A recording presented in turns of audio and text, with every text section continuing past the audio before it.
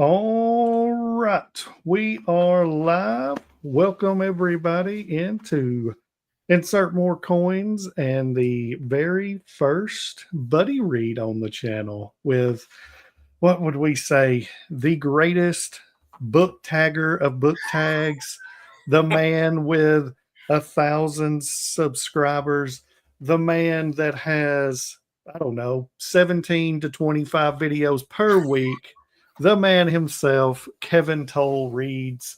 How are you doing today, Kevin? I'm doing good. If you could come up with kind of that intro for my wife, that would really help. Yes, yes. 17 to 25 videos a week. Wow. That's right. Uh, how's it going, Rowdy? It's going great. Also, I want to say we do have a sponsor today. It is Sunkissed Orange Zero Sugar because the Vols are playing in 30 minutes to go to the chance for a Final Four. Kevin has Duke, yes, and they're already there. So it could be a fantastic day. Yeah. So yeah, it could be. It could be a day it could be where very Rowdy heartbreaking. grouchy. Yeah. By the time we're done, I might be very upset. So we have read, if anyone was wondering, The Sword of Kaigen by M.L. Wong. And I guess we'll start with you. What are we thinking? What did you think about this? So it was great. There was a lot of hype going into this. I don't know how long, Rowdy, you've known about this book, but this book's been out for a while. Yep. And especially on like TikTok, it gets a lot of praise. It's kind of weird. Like I've seen it for a long time. I've wanted to read it for a long time. So this all worked out really well for you and I to buddy read this. But I've seen this on and off again all over TikTok, all over some in YouTube as well. And it's touted as one of the great standalone fantasy books. And so it had a lot of hype going into it. It's also one of those books like you can't go into Barnes and Noble and find this. You have to, I've tried, and I was one of the guys standing at the customer counter going, "What? You don't have this book?" Like, because it's everywhere. Yep. And so, yeah, so I was very hyped to read it. Now, you're probably wondering, did it stand up to the hype type thing? In my opinion, yes. It was a very good fantasy read. I don't know how much your fantasy reading has besides Sanderson, but I've read quite a bit of fantasy in my career. This one's a great one. It is a really great story. I do have some problems with it. We'll talk about that, but I really enjoyed it. The writing by the author, she writes very, very well. It's very accessible. It's not. I didn't feel like, I don't know what you thought, that it was overwritten. I thought, at 600 pages for a standalone story, I thought it was great. Some of the battle scenes. Oh, they were nice. The fight scene. Oh man, the training stuff like that, they were great. Yeah. Like it was up there with like Abercrombie. It was up there with some of the other stuff I've read that's been really, really good. Yeah, it was great. I really enjoyed it. Really enjoyed it. So, but I do have problems with it. Okay. I'm not going to tell you my rating just yet either. All right. So before I say a little, we have got Josh. What's going on, Josh? Already overbooked. What's going on, Ryan? I just released the cover of Eternal Dreams last night. That is on Josh's channel, and it is sick. I love that cover. Nice. And we got Christina. What's going on? Adventure in Literature. Right. Hey. What's up? All right. So this is, I think I said it last night. I was talking to Chris whenever we had our YouTube discussion on just talking. This is the most frustratingly, really dadgum good book I think I've ever read.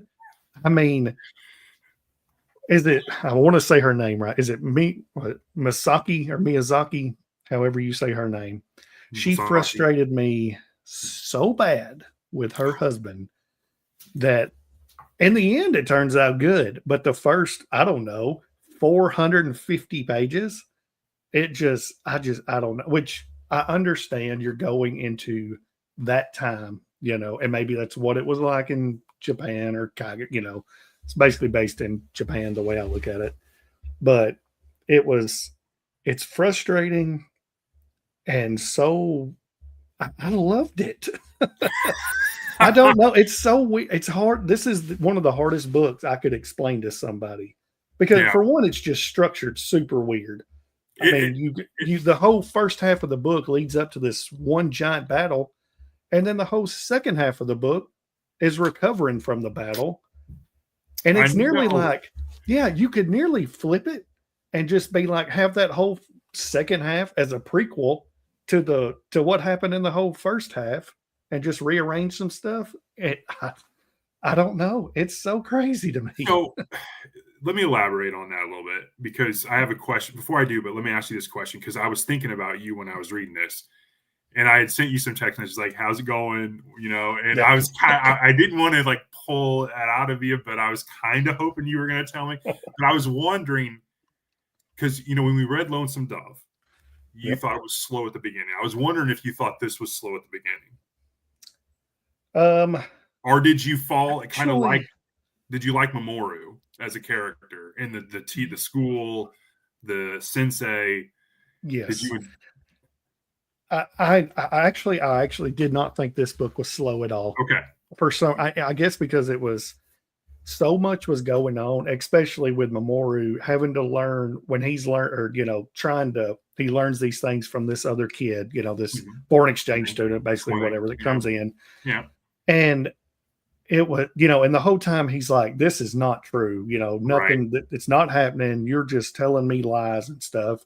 And the kid's like, no, I've been all these other places. You have no clue what's going on outside of here. Yes. And that really hooked me. And then obviously all of his training and stuff he does, and then go into his mom and her backstory of how awesome she was. When Yes. she was Miyazaki, it's good. Yes, it is. I kind of understand where you're coming from, uh, as it's starting to pour rain here, Yeah. but it's one of those stories where you have these characters that you really kind of got invested with early, and then Mhm. the structure of how the author structures the story. I completely agree with you. You get this epically written battle right in the middle, and you're all for it. Yeah. But Oh yeah. then when that happens, you have 150 pages of like, okay, and I don't know how you felt, but I was like, okay, after the battle, I was like, this is awesome. Like, this is what everyone was hyped about. Like, this was so Yep. good. And then it's like, okay, now this village was there, the Kaigenese were, they faced the Reaganese and they had this huge battle. And now the Empire's coming, and the Empire might be like trying to hide what's going on and cover it up on the TV. And the next thing it's like, okay, we got to rebuild the town, and the Empire wants to come in and take this control. And you're like, okay, now the Kaigenese are going to rise up with what they have left, and they're going to go after the Empire. And there's going to be this next battle. And I was expecting Yeah. that, and it doesn't happen. Yeah. But No. what ends up happening is kind of interesting. But I was kind of like 50 pages left. I'm like, no way she's going to, have this battle be like in 20 pages and like rush this thing, is she? And then Yeah. it kind of is just like, okay, well, here's where we're going to sunset this thing. And I was like, this can't. So I started researching. I'm like, this can't be a standalone. Oh no. It This shouldn't can't be. be a standalone. Like, Yeah. there's so many plot lines that were really good and really interesting, similar to Mhm. like you would get in a Sanderson book or you would get in a Butcher or an Abercrombie. That I'm like, this can't be the last of it. Like, there needs to be something else.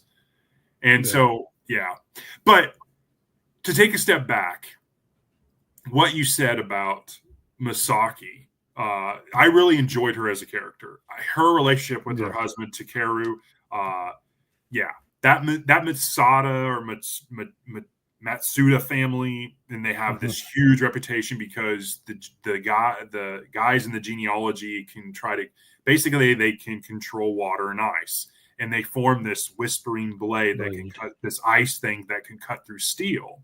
But they can also manipulate water and ice to form, spears and augment Ice their shards hands. and Yes, yeah. shields and it's very cool. The magic stuff is really cool, and it's tied to that ancient, Japanese, historical stuff, and it's really, really well done. But I really enjoyed Mamoru, and so that really was like I gave the author praise for having the gall to do what she did there. Yeah, And I agree. Most won't do that. No. No. But I really enjoyed that. I really enjoyed Misaki as a character. I thought her backstory was really, really good. I thought it was excellent. I thought the stuff with Robin and growing up and how she didn't really want to marry Takeru and that family, but her father wanted her to and basically gave her, and that was prevalent in that time. So I thought it was all real authentic in that regard. So. Yeah, I 100% agree with everything you just said. It is so, geez, if you go back to like say Robin and her, and they're going through, and they're doing all their crime fighting stuff and all that, and you're thinking the whole time, like, oh, she should definitely be with him. Like, the coolest thing too, though, is him going to her after she's already married. Takaru, or I think that's right. Already married him and comes to her front door and is like, I'm here to, take you back. You don't have to be here. And he walks up, and the guy I guess that's what frustrated me with him as well, was Takaru walks up and he's kind of like, who's this? And he's not scared at all. No concerns. She's like, just an old friend. And he's like, he needs to leave. And, Robin's going to attempt to fight him. And she is stuck in the middle of this. And it's kind of like, finally, like, I have to say something so bad that hurts you to get you to leave so you don't die from my husband who's going to kill you. Right. Like, I thought that was super interesting to me, just the dynamic of them, and where she seems to always be, she felt to me kind of like the middle person of everybody, like not only their relationship, but, she was also the one that Takaru's father apparently absolutely hated. I mean, he was terrible to her. And then there's always frustrations between him or Takaru and Mamoru, they have problems as well, and she seems to always be stuck in the middle, but will not raise her voice to anybody for this whole dang book until closer to the end. And it's like, that's what's so frustrating to me, is like, she would not. This one time I was like, just lash out and tell him to shut up or something. I mean, everything was always like, basically, shut up, woman, don't speak. This is men talking, or you don't deserve to be in here. Go away. He's always just constantly putting her down, and she just like, yes, I'm sorry, and then leaves. Yeah. This one is going to be kind of like a Lonesome Dove, in my opinion, where I'm going to be thinking about it. Probably, is this a? It could be. I think this was going to be like that, where I'm still thinking about Lonesome Dove a little bit here and there every once in a while, and this one probably will be like that 3 or 4 months from now. I agree with you. Like, Misaka, her relationship with her husband was really fractured. Even her relationship with Mamoru, the oldest of the 4 children, her problems having pregnancy, the father thinking that her bloodline was not pure and it was going to affect, the family lineage and their long-standing tradition of being the protectors of the.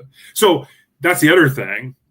The Sword of Kaigen, which is the title of this book, it's not indicative of a sword per se.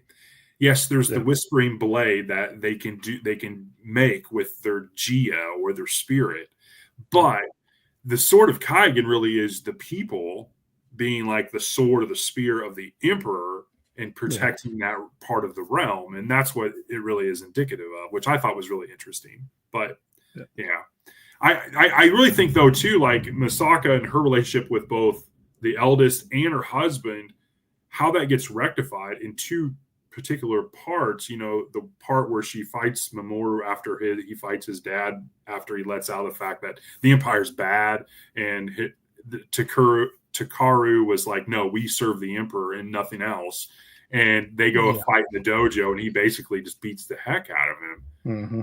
And then she ends up like, hey, pick up your sword. And she's like, lo and behold, like she is doing stuff like, hey, I've got a pass, and I can't really tell you much about it, but yeah. I thought that was really interesting. That right there is one of the part where she is attempting to fight Pikaru was like finally, it finally happened. She stood up to him, because in the beginning when he walked out there, she was, was just furious at him, and finally had enough.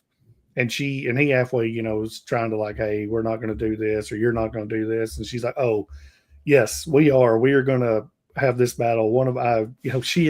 I love the fact that she had wrote him the letter or whatever it was, or the contract that he had to sign so they could duel, and it's to the death.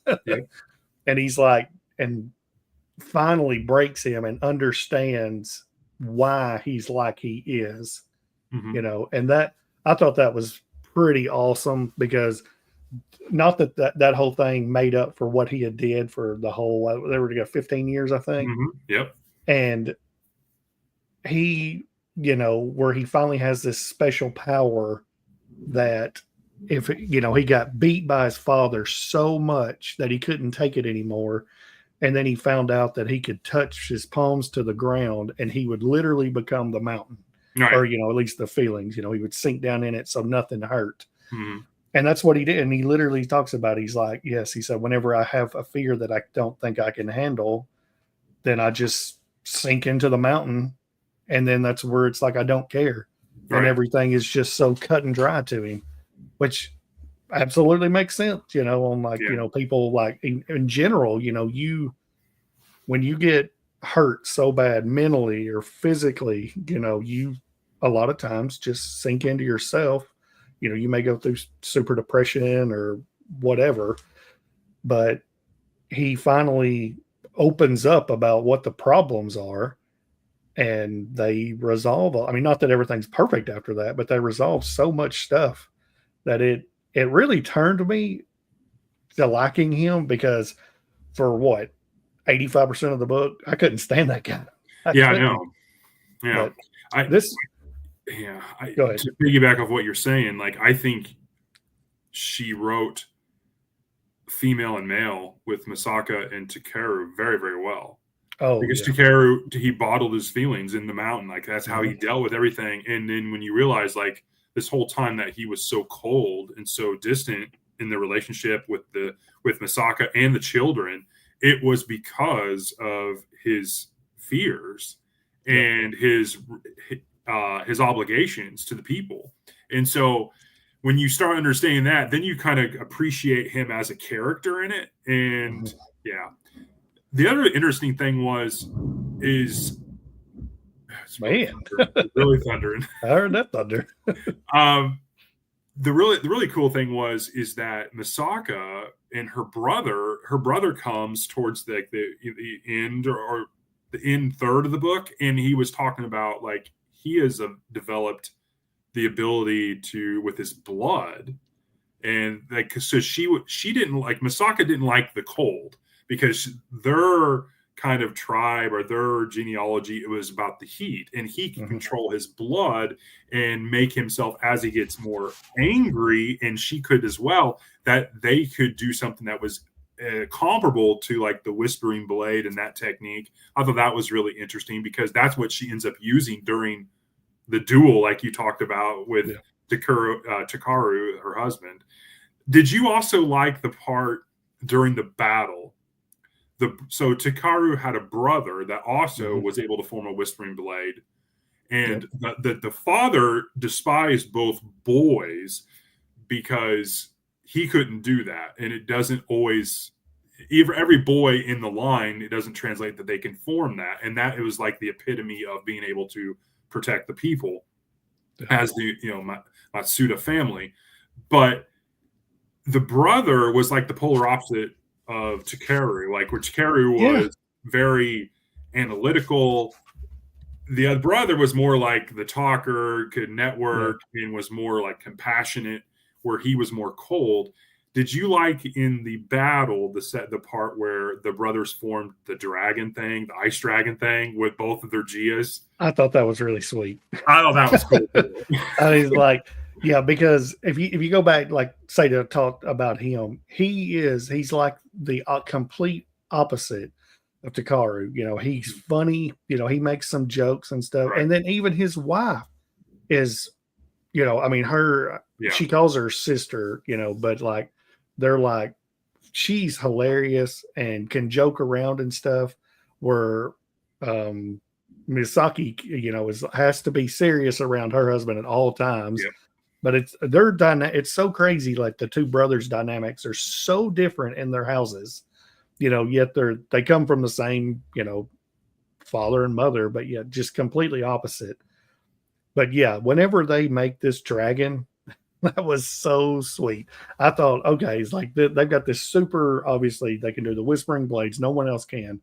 And then they have this awesome dragon they make together. They kill a bunch of people with it, and then this basically one guy comes in and ends it for them with it. It's like, okay, so he's that powerful. Yeah. Well, Yeah. remember, so when Mamoru went to face the battle with Mm-hmm.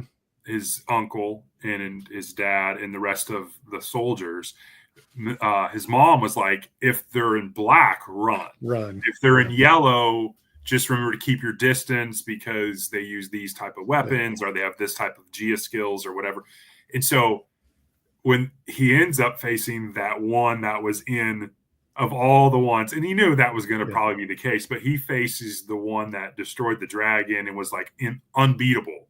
Yeah. And so I thought that was really interesting. Yeah, because he had tried the whole time and he never could form the whispering blade.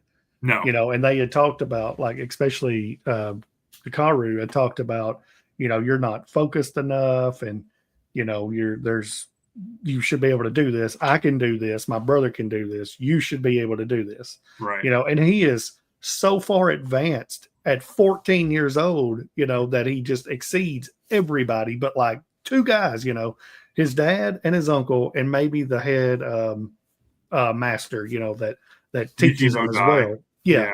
Yeah. And, you know, he tries this whole time, never can do it. And then at the very end for him, you know, it's like he finally forms it. And then it even says in the book, which I think is just so good because it felt like the truth, you know, because he talks about he forms the blade, kills the guy, and, you know, he is the youngest to ever form it or something like that, I think is what she says. Mm-hmm. But no one will ever know it. Yeah. Because obviously he dies, you know, in that. So I was like, oh, that's so good writing to even think about stuff like that, you know, that like, yes, he forms it. What everyone's wanted him to do, he can't do it with anyone, you know, until it's finally the end. Kills the strongest guy that's there, but yet no one ever knew it. You know, I mean, they find that he formed the blade, you know. Right. So, did you also like?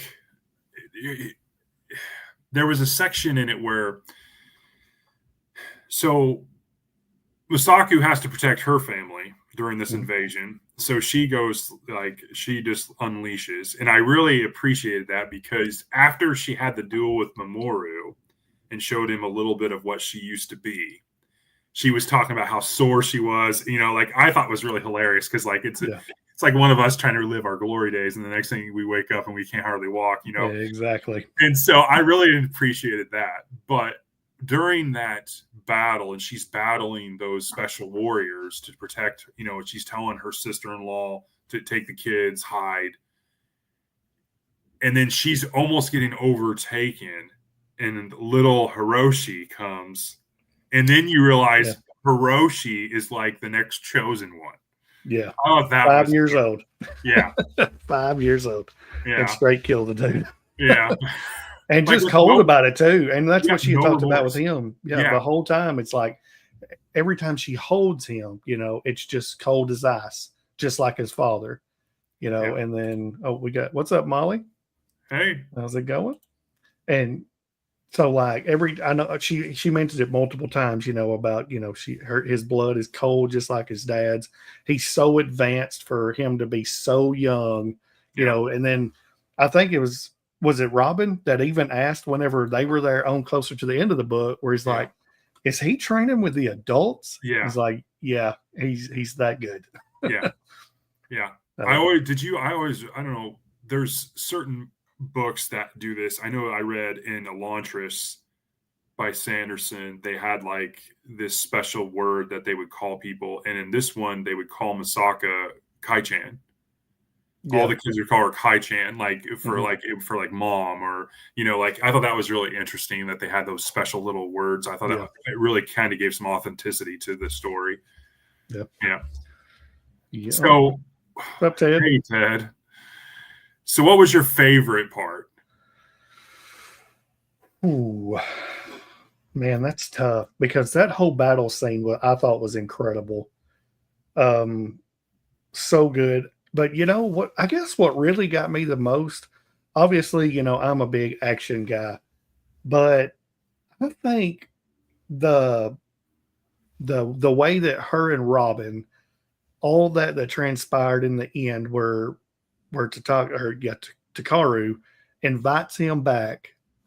She has no clue about it, and he's like, y'all two need to fit, not necessarily fix, but you need to know, y'all need to discuss stuff. And he ends up having a child, and then what happens with his lady? They wasn't married at the time, Right. but he has to say that just to make it easier transition for let everyone. Okay, my wife died, and Yeah. just ends there.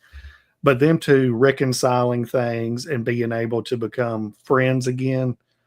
I mean, because she talked about that so much in her story, wishing Robin was there or wishing at times she would have went with him or ran off, just them being able to finally reconcile all their things and still becoming friends and all that. And then because he was lost too when he came to them, he didn't know what to do, Yeah. and she's like, you just need to go home, like go home, do what you did when we were all together, and you'll figure it out. Right. I really like that part at closer to the end of the book.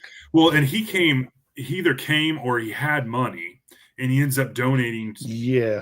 He didn't know. He didn't donate. What he did is he bought something so they could help with all the timber they were going to use to recreate and create jobs and everything else. Well, that was a really cool way to Yeah. kind of him. Yeah. Yeah, because they would have never accepted it. That's not Right. how Right. they do things there. They Right. have to do it on their own. And I thought that was so he really knew cool that. too. Yeah. Yeah. So he went in and bought, I forgot what, basically to buy every single one of the towers, for their radio communication system. He's got all that paid for. I think he was building some special build, maybe a school building or something Yeah. for the kids, and then something else. He had a few things. I mean, he Yeah. spent lots of money, Yeah. and and then never even said a word about it because he knew, they would not accept it. Yeah. And there's a couple. I'm glad you brought that part up with Robin, because there's a couple other things there too. Is he didn't come this time on his own accord. Takeru actually wrote him and told him to come, Mm-hmm. which I thought was really cool too, because Yeah. it furthered the dynamic between Takeru and Misaka. Yeah. And then the other thing, it goes back to what we were talking about earlier, where we struggle with this being a standalone. Was Robin was talking about, this person froze my blood. Can you try to do this to see if that's what's like? And he's like, yeah, that person's still at large and they're after me. Yeah. So that was another like plot. They're like, okay, what's going to happen? Like, where are we going? Yes, because you've got that. I mean, you've got that plot line. Obviously, you've got the one where, okay, so we're just going to let the Empire go after Right. all of this stuff that they caused so much of it. Hiding them from everything. That's why everyone's so strict on stuff. No one knows anything other than what's going on in that island. Yeah. And so you've got that plot line. You still want to find out what's going on, especially with the 5-year-old, that's this basically chosen one, like you said. You've got that. How was all that? I actually thought that Robin and what's the his brother, or Takaru's brother, his wife, she survived. Right. I kind of thought maybe them two would get together because Yeah. she flirted with him a Yeah. little, but that just kind of ended there. So I was like, there, you could do that plot line too. I mean, there's just so many. There's no way this can only be a standalone. Well, yeah. And then there was a couple other friends that they had back in their younger days. So you'd Mhm. mentioned with Robin, like, so basically for Misaka and Robin and a couple others of their crew would basically be like Batman going around, accosting people and wrongdoings, Yeah. and they would have a thing. They would, it was a Firebird. That was his like code name or whatever. Mhm. And so there would be this like Firebird symbol or something that would go up, and then they would know that's where the people are that the police would know where to go pick up the bad people.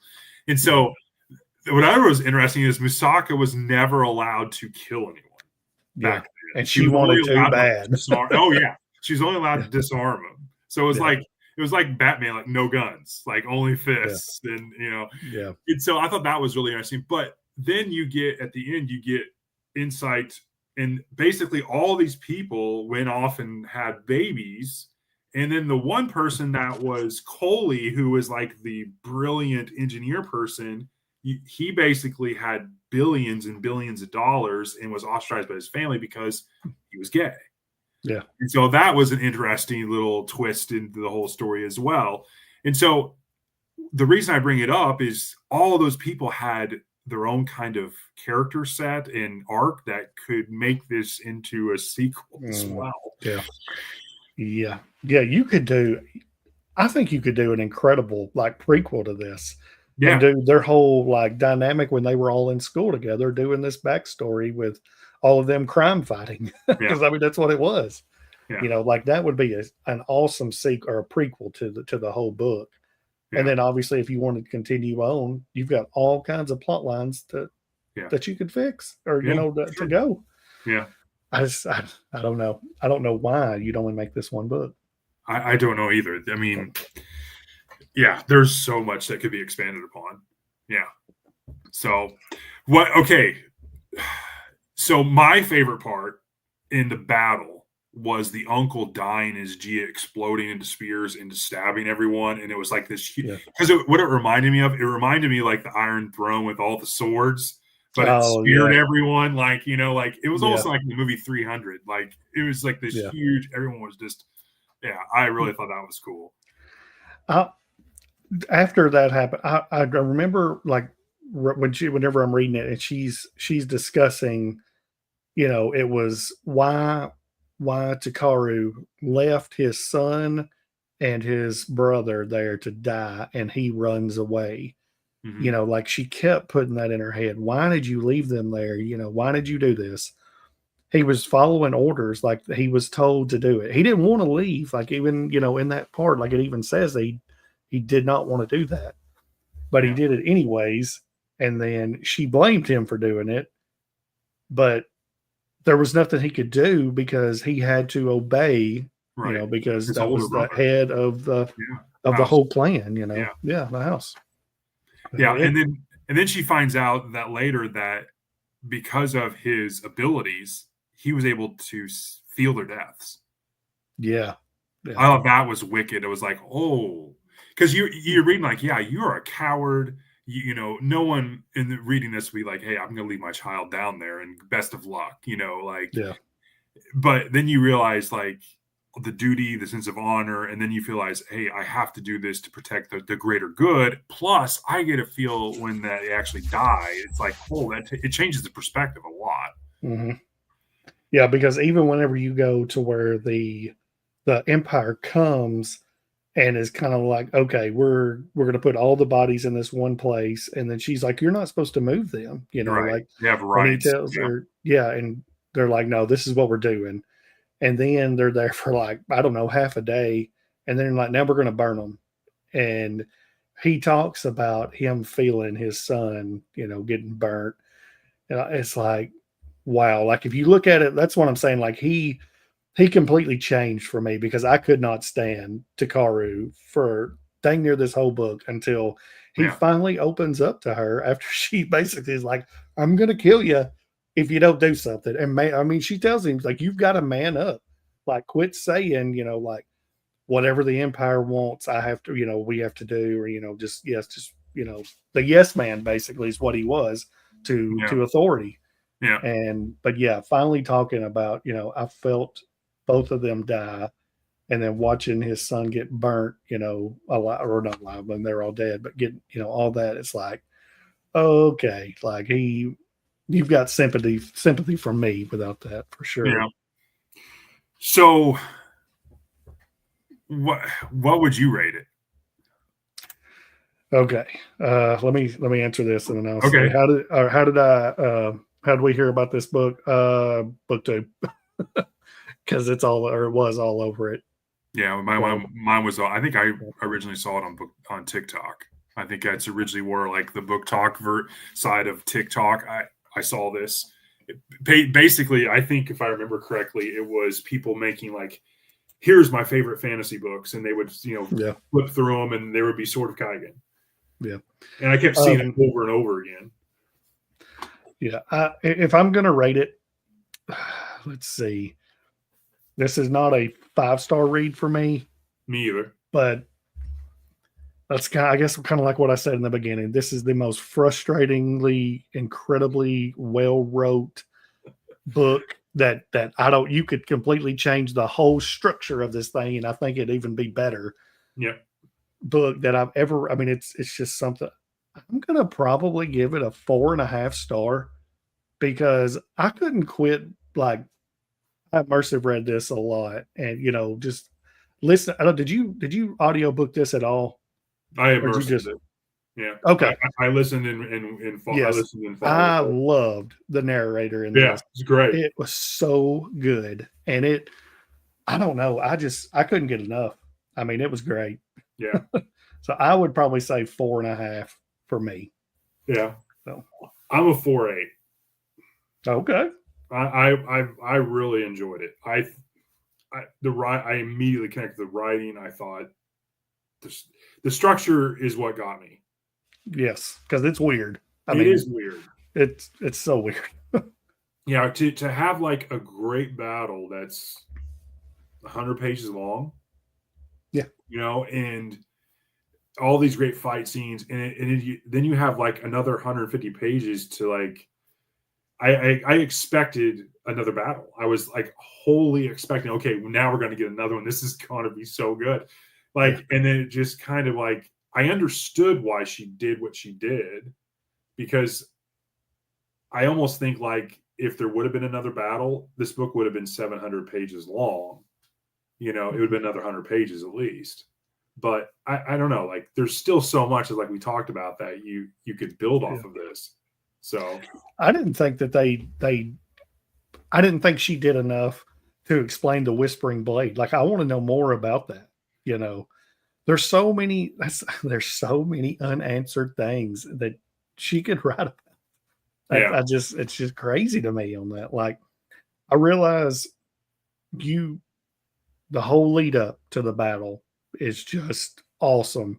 And then I guess the whole purpose of the rest of the book was just what it's like, dealing with the aftermath of all the death that they did, and all the depression from, losing your son and your spouse, and even the one best friend of them that basically got, raped, and then they killed the guy that was on top of her. And then, at the end of that, she tells them the whole time, I'm tainted, or whatever you want to say, because this happened to her. And she's like, no, it'll be fine. And then turns out she kills herself after she has the baby. She couldn't do it, kill the baby, but she killed herself. And I'm like, that's man. Yeah, that was a hard one.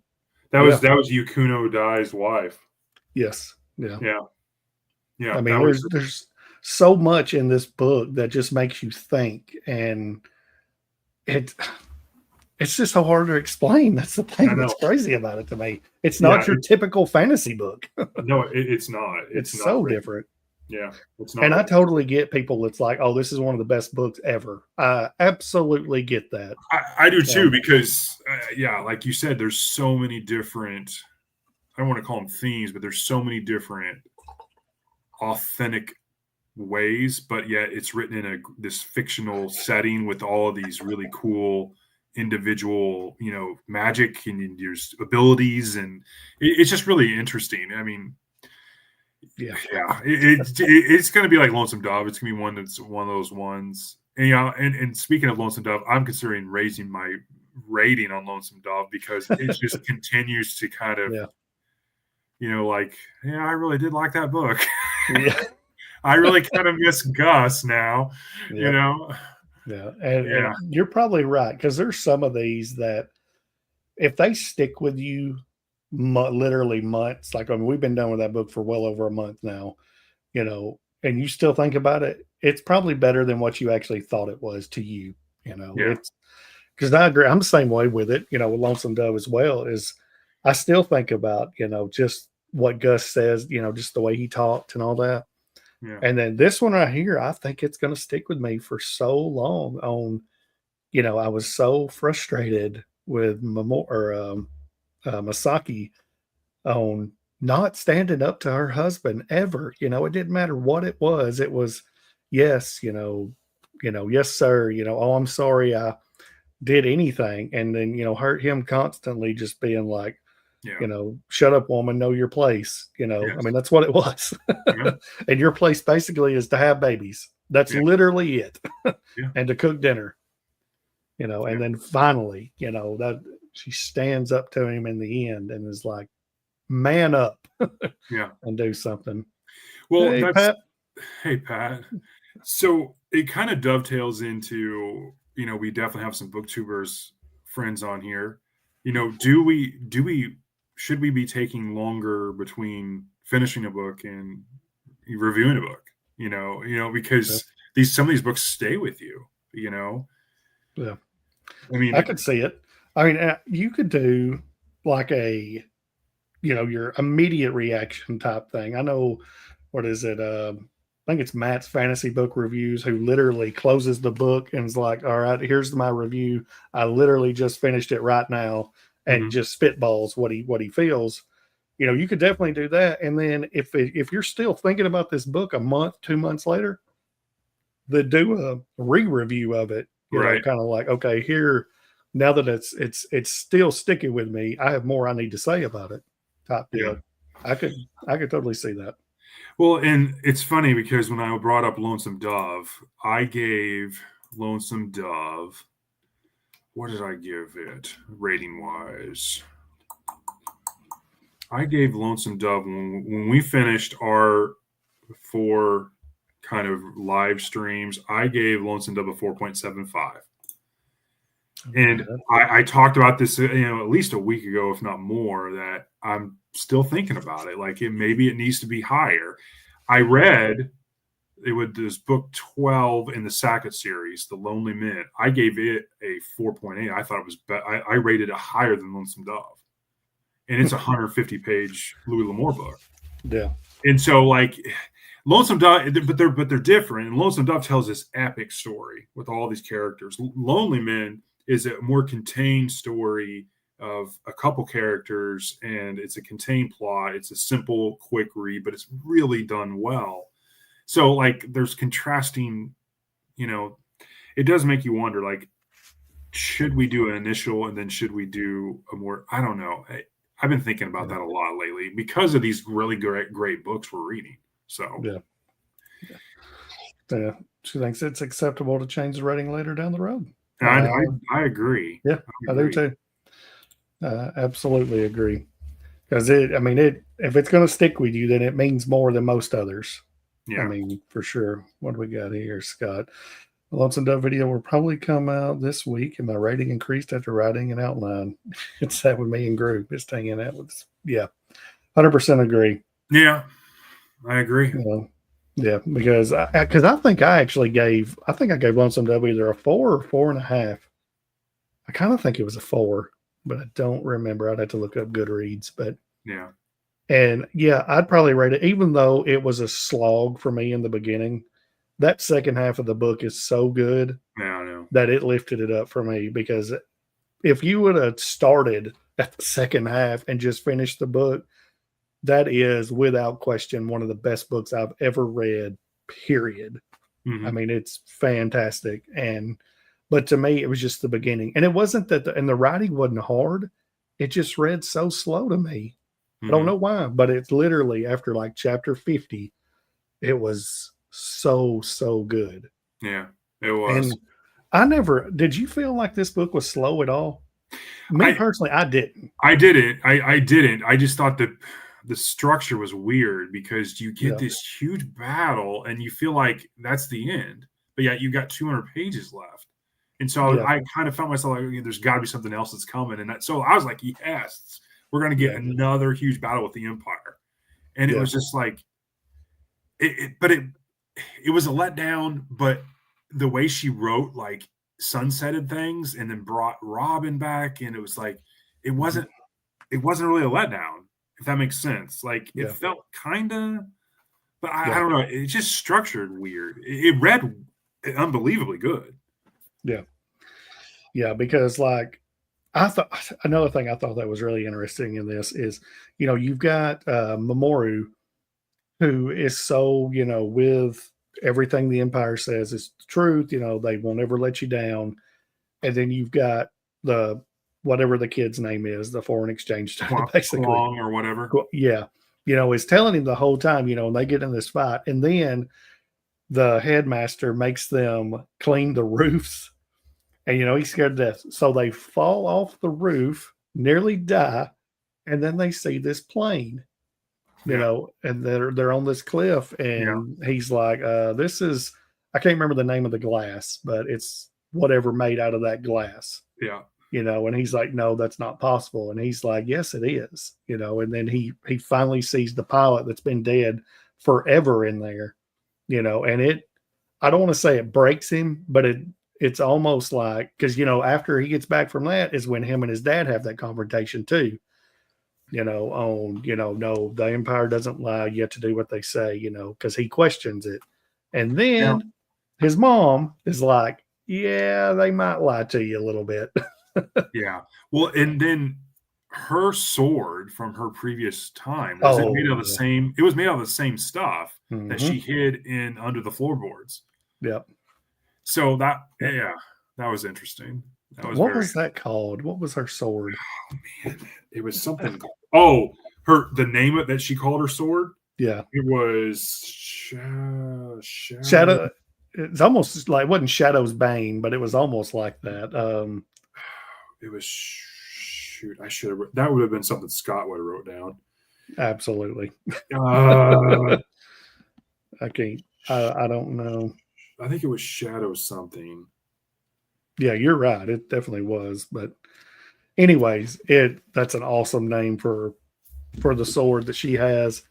But I mean, I thought that was so neat, because was it her son too that even asked her about, like, what do you think about killing people or whatever, and she's like, I struggled with it, like I wanted to so bad, like I felt it inside, like I wanted to kill people, Hmm. but it's like you only do it if they're going to harm your family, you know. Right. And then finally, she actually goes all out when she says, and her sister in law or whatever that she is, and then the other girl that's with her.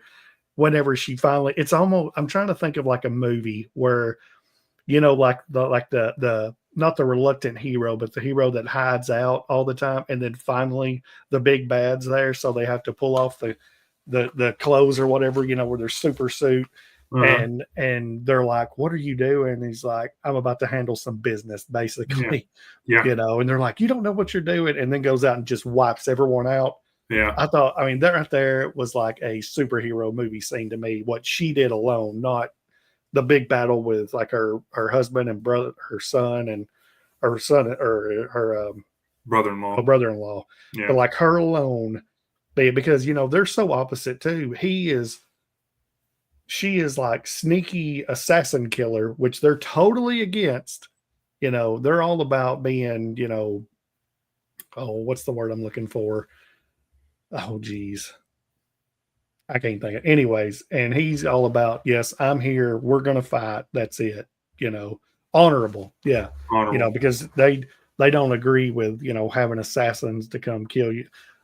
There's another plot line too. That's Yeah. the person that killed, you know, that takes the girl, you know, that's a shadow or that you don't know about, you know, and she sees them and they kill him. And, you know, well, you think that they're going to kill him. And then he blows himself up, but in the process, steals the girl. Mm-hmm. You know, there's just so much. Yeah. Yeah. There's a ton. A ton. I just you could go on and on and on. I Yeah. mean,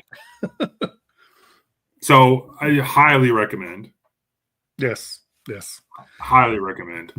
Yeah. If you have not read sort of, which I know if you're here, we're spoiling the crap out of this book, but It's still worth you it. need, yeah, I would still, even if you did listen and was spoiled by a lot of spoilers on it, we still don't do it justice for how good I think this thing is. Like there's Yeah. so much that goes on. I mean, just it makes you think about stuff. It's emotionally like heartbreaking and exciting. I don't know. It You does have it all. you have culture, you have a Yeah. war, you have love, you have relationships, you have genealogy, you have family dynamics, you have multiple plot lines, you have misinformation, not trusting government, you have you know you have the special powers, and it's great. It is absolutely Yeah, great. it is. I am so now that I know, which I bought this obviously before I knew anything about this book. But all right, I've had this edition for at minimum 6 months, but I actually purchased the Wraithmark created special edition that comes out in the next few months. I don't know. I bought it last year, and I am so glad I bought that thing because I loved this book so much. But it frustrated me so much. Yeah, It's so weird. yeah. No. So, state of booktube. That's Yes. been a topic recently. Yep. It sure has. Did you see Ted? Did you see Ted's video? No, I have not got to watch it yet. I'm so far behind on people's I stuff. know, It's yeah. crazy. Yeah, I saw Steve's. I saw Ted's. Not that video, but I saw another video from Ted, and then Steve did his video last night, and I caught it, and he mentioned Ted did this video, and so I'm like, oh, so I instantly went over and watched Ted's video. But yeah, yeah, there's a lot of mixed feelings with the state of booktube and the pluses and pros and cons with booktube, and there's some difference of opinions on multiple people's channels. And I thought it was interesting that Ted put out a really nice, honest critique of all the positives about booktube, because I think there's a lot of positives, and I think you would Yeah. agree. Um, Oh yeah. Yeah. but yeah, I thought that was great by him. So If you want to talk about just random positives and negatives, that's just a general, which most people probably don't even care about. But so positives, in my opinion, it's the people, it's the authors. You know, I mean, getting to meet authors, getting to meet people. Me and yeah, you never known each other, but we've texted and we're friends now. And meeting other Scott as well, who's in here, some other character. Getting to meet y'all is great. And then if you want to get like into dynamic stuff on like say like channel growth and different things like that, I totally get where people get frustrated with it because in a way, it's almost like a crapshoot on if you blow up or not. yeah, I mean, legit. it Like is. there's different ways. One video could gain you hundreds or thousands of subscribers, and then other people can literally do nothing and put out just random stuff, and they just instantaneously grow. And then you got others. No, I'm not calling you out by no means, but has like you put out, like I said in the beginning, 17 videos a week, you know, and it just takes you a long time to grow. It's Yeah, so random on how things work on here. But at the end of the day, watch who you want to watch, you know, enjoy what you enjoy. And personally, quit complaining about so much crap that doesn't even matter. yeah. I'm sorry, but it's the truth. Yeah, if you want to haul books, haul books. Who Yeah. cares? Like, Yeah. as I don't. I was working. Been working on and off on my library kind of video, and I was thinking about that today. It was like, book hauls, like buying books from used stores, especially some of the stores where I buy from, and that some of those proceeds go to really positive things. It's like you're supporting that. Now, if that seems like to some people a justification of how I'm justifying buying all books and I may not ever read them, that's so be it. I mean, Yeah. you buy other things that you may not ever use too. Like, it just gets, when people get in a sense where they have to be judgmental towards those, or talk about overconsumption or consumerism and all that. It's like, the problem is in the mirror, it's not with everyone else. And I'm with Yeah. you. It's like, people need to do what they need to do, stay in their own lanes, and if you don't like it, then don't watch. That's the way I am as well. That I agree. I don't understand why people get frustrated and get mad at people for things they do on their videos, when literally all you have to do is unsubscribe and you'll never see it again. So Yeah. what does it matter? Right. I've never understood that. Like, if I don't like, if you put out a video I don't like and don't agree with anything you have, okay, cool. If you put out another one I don't like, well, then move on. Yeah. Just, I'm not for you and you're not for me, and that's absolutely fine. It makes no sense. Well, and I think, like you said and Ted said too. I'm going to revisit the great coffee drama. Oh boy. Oh boy. We have beef. We have beef, Scott. But before anything crazy happens, and we will, if you want to announce this, Kevin, we can come in and Scott, I don't know if you've decided what our name is or not yet, or if y'all talked, but me and Kevin and some other character, which is Scott, in May, will be reading in a buddy read Hyperion. If anyone is interested in checking that out, I am beyond excited to read this book, and I think y'all are too. It's an infamous one. Yeah. Oh, look, even my wife even said amen to what. Look at me, just. And I was fixing to say my wife again, but wait, that's Christina. Christina has I believe I put in my playlist for watch later. Christina has a book haul I think I saw and earmarked for later. I'll have to check it out, because I've seriously, I've gotten so far behind. This week's been crazy. I've been trying to catch up on reading, and it has been a struggle as far as work wise and all that. So, but I'm getting there. So. Yeah. Well, that's, again, it goes back to what we talked about earlier. When you meet new people, you meet channels you like, the next thing you know, your problem becomes watching, supporting everyone. And I completely, I've been there multiple times. I've had my watch later list up to like 50 to 75 videos at one point. Oh my gosh. Yeah. Yeah, I get that, because like, I normally don't watch many YouTube videos on the weekends. Like, some, if my wife and kids are up, we're doing other things, or I'm reading or something.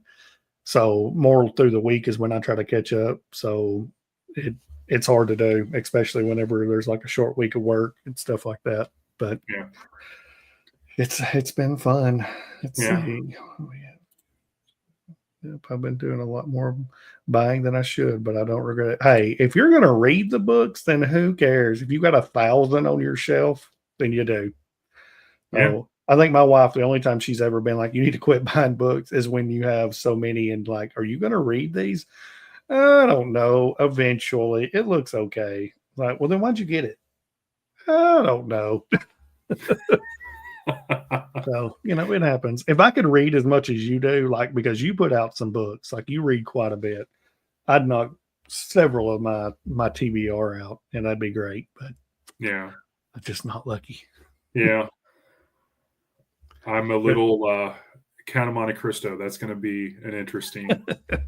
I'm glad I've got some small ones to sprinkle in there, because when you read these big ones, Rowdy, and like you've read some Sanderson, like you don't feel like you're getting a lot accomplished. Yeah. was trying to find. I don't know where I put it. I put it back. No. Anyways, I've got. Oh, there it is. Hold on just a second.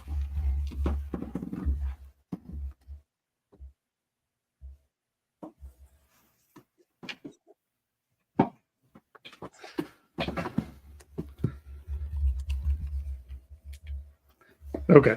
So, oh, there we go. All right. So you remember back whenever me and you had talked before about, I'd got the Count of Monte Cristo, and I was like, I thought this book was way bigger than that because I was like, this looks so small compared to what I heard. And apparently, you had said, it's like, yeah, you got the abridged version. I finally seen it at the bottom. Then I went out and realized, oh, wait, it's this monster here. Yeah. Yeah. Like, that's the difference. Yeah. Yeah. Like, oh, boy. Yeah, DG at Colonel Mustard in the library and I were exchanging emails earlier, and she was asking me like, "Okay, April's here. Like, how do you want to do this? And I was giving her some different options, and this version, this Penguin Classic one I have, it's like 117 chapters, and Yeah. it's like, okay, well, we could do this, it's a big book, but I'm looking for. Everyone loves it. So That's what I've heard. Yeah. I was trying to look at how many chapters this one is. It may be the same, but it's the Wordsworth Classic. Okay. Look at this. Must have been. Smart man. Let's see here. Yeah, this one right here is showing. You can't even tell what chapter it is because it's in like Roman numerals. And mine's the same. It's 117. Okay, yeah. C's 100. So yeah, 10, 15, 16, 7. Yeah, same thing. Yeah. Okay. And Gigi's a lady. Do what? It's not DG's not a guy. She's a lady. What are you talking about? Oh, the lady I'm doing the buddy read with. You were like when you said you referenced her as a man. I think. Oh. Sorry. No, it's all right. No, but yeah, it looks good. I'll eventually want to read it too because that's the only classic I actually have that I'm most excited to read about. And I was actually watching. I think it's Ian Goobley's video on it whenever he was reading it and a couple more, and he was talking about. He's like, it's one of the greatest books I've ever read in my life, and he reads a bunch of good stuff, like hard, like classic stuff, and all that. So it sounds really interesting to me. Well, it's funny you mentioned that because I was at church earlier and my father-in-law was in there and I was telling him, he was asking me about how things were going. And I was talking about, recently reading some like really digging some old school, books and authors. And we were talking about like, I was mentioning him, like you get older, when you're really young, you think you got everything figured out and everything that's a throwback is that's lame. So you want what's new, hot, and trending. But then when you get to older, you start realizing like, hey, I really enjoy, the writings from 1950, 1920. I really enjoy Sherlock Holmes. I really enjoy Conan. I really enjoy, like all of these writers from decades and decades ago, far more than I enjoy some of the newer stuff. And so it's kind of interesting. Yeah, absolutely. Because whenever I was young, like me and you discussed, and some people are newer here, like that I don't think I've ever seen. And yes, I'm very sorry. I did not read it all until last year. Like I hated reading, period. And now it's like, even I think Mike from Mike's Book Reviews put out a video last week, maybe, or this week, one talking about how newer fantasy's just not cutting it for him anymore. He's like, it's not that it's bad. He's like, it's just not. He said, you're adding so much stuff to it that don't matter. He's like, the 70s, 80s, 90s, they're just straight to the point. Yes. And you read the book, and that's, I want to go back and do some and read some older stuff because I mean, with all the indie stuff that I read now, and I'm trying to do a bunch of the newer titles as well. I'm not getting anything that's old, period. So I want to go back and see what that's like. Yeah. So, That's why I really enjoy kind of the crime pulp noir, Louis mhm, L'Amour. I mean, it's just matter of fact writing. It's just yeah. it's not even about like, hey, well, then I can churn out 15 books in a month. It's not about the numbers. It's about like I enjoy Mhm. like well, one, I enjoy short form. I have short story Saturdays, so that's one thing. But 150, 200 page book that's written really well can be just as impactful as a 500-page slog just because it has a good premise. You know what I mean? Like to Yeah. me, it's almost a trade off. And then when you start, going down the rabbit hole even further, you realize, hey, I've only got so much time. I Mhm. want to read as much as possible. Do I Yeah. want to waste time reading 1,500-page Brandon Sanderson books all the rest of my life? Exactly. And that's like where everyone. Oh, we got Scott. The storms are hitting him now. Oh yeah, So it's. I'm kind of to. I don't. I'm not by no means stopping reading new stuff. I don't want to think like that at all. But sure. I am to the point of now that I've got reading under my belt quite a bit. I'm kind of like I do want to try more things and not just fantasy and sci-fi. Like I've been reading a little horror here lately, and obviously I want to try to get into a little nonfiction and try to see what all, you know, I think's going to be good. Like I've got like one or two Pat Conroy books I'm really interested in. I want to read, and then obviously I want to do Stephen King, of course, which I've got. I think the first thing I'm going to read with him is what you sent me. You were the very first person to send me anything in the mail ever. You were, and you sent me the whole Green Mile little books. So The serial editions, yep. So that's probably going to be my first Stephen King that I read. For one, it's smaller. I was going to read the Dark Tower, but Scott had wrote on one of my things, and he's like, "Why don't you wait till next year and we can all buddy read it together?" yeah. So Here, since the here, stuff's coming out, yeah, definitely. I've been through the Dark Tower 6 times, I think, but you you've definitely read want it 6 times. yeah. Oh my gosh! Yeah. Um, So it's definitely one of those things where you want to read some other King first before you get into the Dark Tower, in my opinion, because some of the things won't make sense. The connections won't make yeah, sense, as multiverse. And there's definitely some people approach, King in the wrong oh, places too. yeah. Oh, Pat Conroy's incredibly. That's awesome. The Green. Yeah, it's a Wow, good really? story. Y'all read? Oh man, we didn't have any of that stuff in school. It was. I want to think we could have done War and Peace, but I want to think that was too big. Yeah, Pat did a video on Yeah, Dark on Tower next year. Yep. the Green Mile. She did a video on Yeah. her books that she taught. I know she did one on Green Mile. Okay, so I know you've read it, and obviously I'm nearly for sure that you've watched the movie too. Yeah, I Which have. one is it? I've heard the movie's great, It is a good movie. It is a so they really good did a movie. good job with it. Yeah, Okay. they did. Which I know who's all in it, of course, with Tom Mhm. Hanks and all that, but I've seen clips of it just randomly. It's But a good yeah, movie. it's okay because I'm It, looking it, forward to that. in terms of King's works, which there's a lot of movie adaptations for it, Mhm. the two that really stand out, in my opinion, obviously The Shining's a big one because that's people always think of The Shining when it comes to Stephen King. It's a pretty good Yeah. one, in my opinion. The two best are Shawshank, which is based off of the novella Rita Hayworth Yeah. from The Shawshank Redemption, and The Green Mile. I think those are really, Okay. really good adaptations for the story, but they're also two really good stories too. Yeah. So Awesome. Teaching the Green Mile. That's awesome. I yeah, probably would have got more into reading if we would have got to done that whenever I was in high school for real. Because nothing, like I said, none of that interested me. I can remember when I was a kid, my mom and dad never did much reading, but my dad read a little Stephen King. And I can remember him having it at home in hardback, hmm sitting on the table. And then I remember watching the movie and was scared to death the whole time of the evil clown. And I'm little whenever that come out. So and that's why I've never been into horror at all, yeah, because of that. And then my stepmom did some crazy things to scare me and my brother whenever we were young. But now I'm getting into it as well. And it's so good. and a lot Yeah, of that lore is so good. yeah. The Green Mile is a great way to get into King, Okay. in my opinion.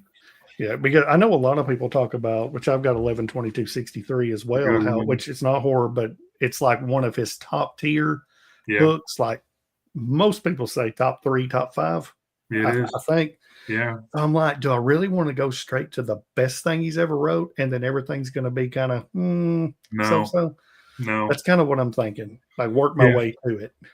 Yeah. I mean, people that start with 11/22/63, they're not going to be disappointed. It's a great starting point. There's definitely points you don't want to start with King. Yeah, Um, there just definitely is. You don't want to start with like Cell or From a View at Gate or the books that I always kind of label where King is either recovering from the accident he had where he was hit by the truck yeah, or at when he was on painkillers, or there's some really kind of post I'm dealing with my alcoholism, my cocaine abuse early days yeah. that are really trippy and weird out And that aren't really good either. even a lot of the what was it the Bachman stuff too. There's a few of those that were heavy hitters, weren't they?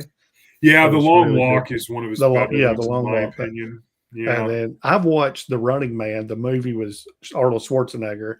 I I bet don't you think 15 times, and I the loved that movie. And I don't think it's got anything really to do with the book, yeah, or the not book much. is a little different. It's definitely different. Where the Running It, Man movie is more centered around like the battles and such. The book is yeah, completely is a little different, and I don't think it's one of his stronger efforts is as Stand by writing. Me? Is that the Macaulay Culkin movie? Yeah, yeah, Okay, that's that's what from I've seen it. Yeah, yeah. I've watched it. Yeah, okay, No, yeah. The Stand by Me is the one. No, it's the one with River Phoenix and uh gosh, who's that guy? Gosh, so with the four boys, as Pat mentioned, it's about the novella "The Body." It's from okay, different seasons. His collection of four novellas in that one. Um, okay. Maybe I know I've seen Stand by Me. it has I just uh, gosh, what is his name? I can't think of the older antagonist, Sutherland, Kiefer Sutherland, as a younger. I Corey think he's Feldman. Corey Feldman. Yeah, he's in it. Okay, okay. Yeah, if I see the cover of it, like the movie poster of it, I'll know what it is. Yeah, So, but yeah, yeah, it. So yeah, I'm looking forward to just starting reading a little of his stuff too. yeah. So He's he's a good one. I mean, it, yeah, he has been for the longest time one of my favorite authors. But I, as I branch out, I'm finding like there's a whole other world out there. So yeah, he's definitely falling on my list a little bit. what do you think of his son? His Joe son's Hill's he's a good writer. is he? Joe Hill's a good writer, and I've nearly picked up Horns it's multiple times. it's a good one. I think, in my opinion, and his best one is Heart Shaped Box. Okay, I've It's seen like it as well. Yeah. it's a kind of a horror ghost story. It's a good one. It's a thriller. Okay. Um, yeah, The I'm reading. Fireman is pretty Yeah. good. Nosferatu is one he's well known for, Yeah, they and just came out with that movie, didn't they? yeah, and an Yeah. adaptation I think they had on Yeah. TV as well. So, but Okay. yeah, I think Hill is best in short form. Okay. He does have some standalone novels that are good, but I think his short form's really good too, just like his father. Okay. Yeah, That that's pretty cool. He interests me a lot. I'm reading I think I've got 100 pages left of The Veil by E.H. Bradley, indie author, which I just got done reading The Ranger by him, which is a fantasy. But this one reminds me, I think it's a fantasy horror book. I haven't asked him yet. He's going to be on the channel next Sunday. We're going to talk about it, and it's really good too. yeah, Pretty creepy in the beginning, really creepy. I don't know how wild it gets at the very end, but it's been good. yeah, Um, yeah. I was really surprised. Speaking of indie authors, I mean, a couple of weeks ago I read all of Tim from Secret Fire book. I read his Sand and Steel, those 5 short stories. I was blown away by how good they were. I mean, Okay. it's like a 90-page book. It has 5 short stories. They're great. Ooh. Yeah, that'd be nice. I'm fixing to read Janelle. I think I call her say her last name is Shekel, but I think she says it's Shiki is how you say it. But she's got 3 novellas. I've got 2 of them, and then she sent me her arc for her newest book, The Clatterman, I think is what it's called. So, and they're all horror novels. Like, she is the nicest. She's gonna be on the channel in a few weeks. She is so nice and like super chipper and funny. And she read, but what I understand, some super dark stuff, like really dark. So I'm like, oh, okay, this is gonna be interesting. All right, Well, River Kiefer Phoenix River. Sutherland, Stand by Me. Okay, Yeah, yeah, yeah, that sounds familiar. yeah. Oh, Will Wheaton is the actor I couldn't picture. yeah. Yeah, Keith or so. I mean, I don't know if he's ever been in a bad movie that I've seen of his. Everything he's done has been good. yeah, yeah. He's really good at westerns.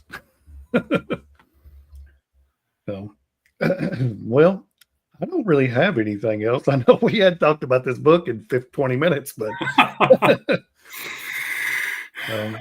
it was great. Yeah, highly recommend it. Highly recommend it. Yeah, if you haven't, like I said, I know we talked spoilers about the whole thing, but still go back, read it, or at least audiobook. Audiobook I think is fantastic as well. It is. It is so good and frustrating and great and structured really weird, but dang, it's a good book. Yeah, it is. It is. Oh, all right. Well, do you have any final thoughts or anything? Excellent read. I'm glad I read this. I'm glad we were able to buddy read this thing, do a live stream on it. I think it was incredible.